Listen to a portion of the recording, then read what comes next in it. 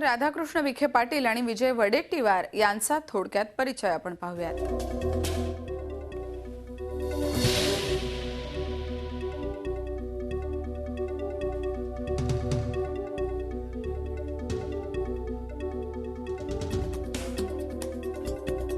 राधाकृष्ण विखे पाटील हे शिर्डी मतदारसंघातून निवडून आले आहेत। त्यांना चांगलं मताधिक्यही मिळालं।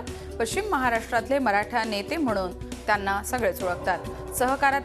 सहकारातले महत्त्वाचे नेते म्हणून राधाकृष्णांची ओळख आहे। राष्ट्रवादीचे कट्टर विरोधक म्हणूनही त्यांना ओळखले जातं। युती सरकारच्या काळात ते शिवसेनेचे मंत्री राहिलेत।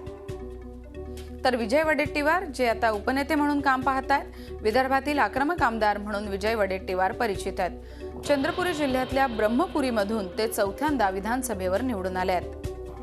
नारायण राणेंसोबत ते शिवसेनेतनं काँग्रेसमध्ये आले होते। मात्र आता राणेंची साथ सोडून पूर्णपणे ते काँग्रेस संस्कृतीत रुळलेले आहेत। झी 24 तास रहा एक पाऊल पुढे।